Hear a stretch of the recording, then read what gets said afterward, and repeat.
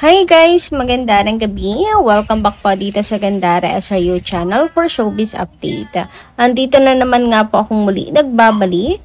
Ang nagmamaganda ninyo kachismosang Kim Pao, wala na nga pong iba ang lokaret na si Gandara upang maghatid sa inyo ng latest update and fresh happenings patungkol kina Kim Chiu and Paolo Avellino. And para ka sa gabing ito, syempre, ang paglapag ng Kim Pao sa Vancouver ang atin pong pag-uusapan, mga latest update na nasagap natin tungkol sa kanilang dalawa. Pero bago po ang lahat ng yan, sa mga di pa nakaka-subscribe sa ating channel, pakiclick lang po tayo ng ating subscribe button at notification bell na nariyan sa baba para maging updated kayo at ma-notify tuwing may bago tayong chika at balita hinggil po sa Kim Pao. Basta mga balita na may kinalaman kina Kim Chiu and Paolo Avellino, sagot na po natin yan. And eto na nga, pag-usapan natin ang ASAP Vancouver ng Kim Pao sa October 18 or bukas. Bukas na po mga ka-Kim Pao, no? So sa mga timbahay, team online, alam na po ang ating gagawin. Bukod sa magabang ng update, ng live, syempre team dot po tayo. And thank you so much sa mga makakapanood na live audience doon na magla-live. Ano? And abangan din po natin ang pag-ere nito sa ASAP. Sana atin pong sa TV. Anyway, ito na nga, isa sa maganda nating balita. Grabe, ang sikat talaga ng Kim Pao. Tingnan ninyo, oh. Lahat ng cameras nakatutok sa kanilang dalawa. Sobrang dami nagmamahal sa kanila. Kahit saan talaga sulok ng mundo mapunta ang Kim Pao, ang dami nilang supporters. Kapwa nating Pinoy at ibang lahi talaga nakasuporta sa kanila. Grabe ang sigawan, Kim Pao, Kim Pao, Kim Pao, Kim Pao, nakakataba ng puso bilang fan. So, paano pa kaya sila Kim and Paolo? Hindi ba? Ito nga rin isa sa looking forward lagi si Paolo Avellino eh. Yung mga fans na sumasalubong, tapos nakikita niya yung mga supporters, may dalang banners, ganyan. Isa sa kinatataba ng puso ni Paolo. Siguro, parang energy drink ni Paolo na nagiging masigla siya pa nakikita niya. He is happy to see the supporters always. Pero teka lang, sandali, Kim. Fans yung pinag-uusapan namin dito, pero mukhang kayo naman. Grabe naman ngayon titig na yan, Kim. Ano? Baka matunaw si Paolo niyan. Charot. Ang ganda, tas nakangiti pa. Napakasarap pagmasdan. Yung tipong ang dami ng tao sa paligid, pero parang may sarili talaga silang mundo. Hoy! Yung nag-i-slow mo silang dalawa. Hoy! Anyway, ayan nga. Grabe, pinagkakaguluhan ng Kim Pao. Pinagkaguluhan talaga pong tunay. Sobrang daming tao. Ganyan po kasi katang Kim Pao. Ganyan po talaga ka-in demand sila Kim and Paolo. Kaya wag na wag yung bubuwagin ang Kim Pao. Nako.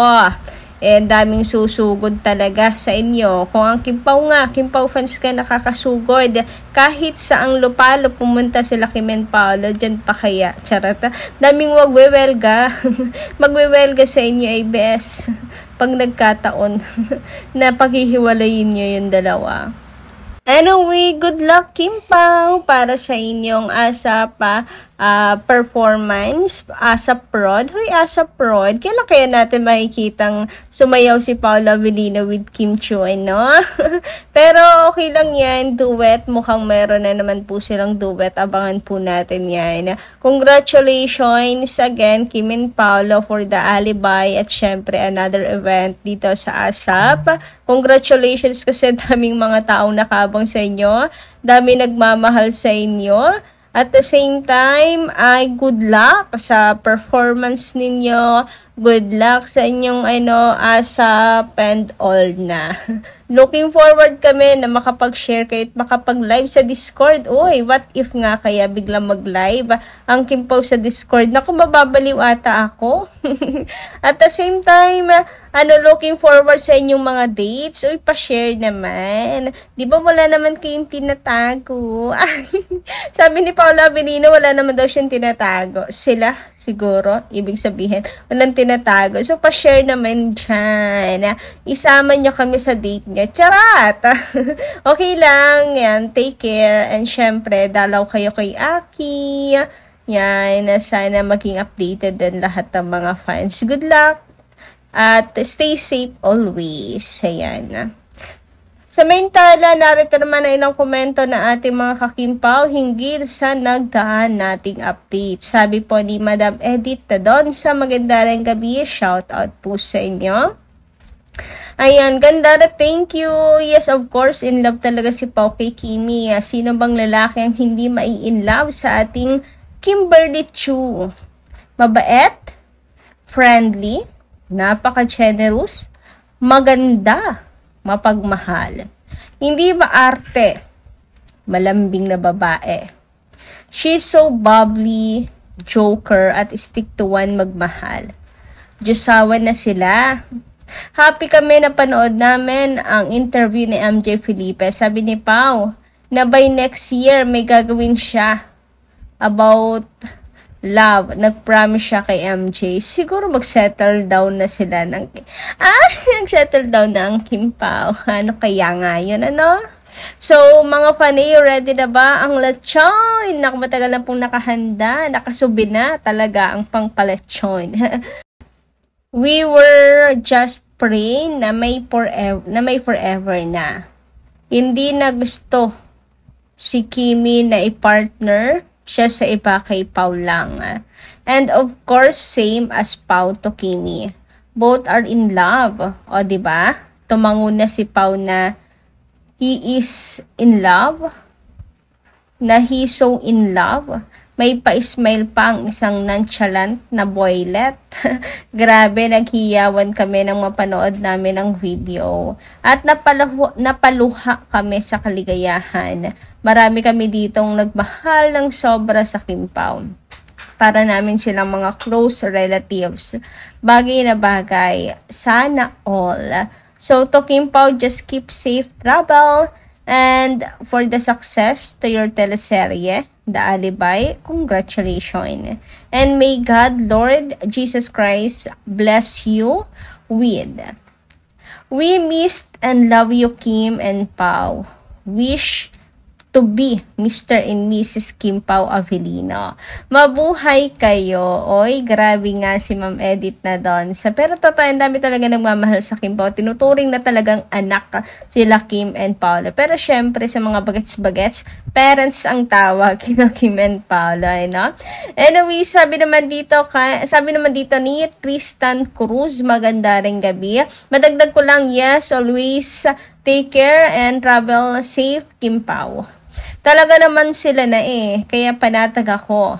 Kim Pao, love you both. Grabe. Bravo. Great. Sobrang galing ninyong dalawa.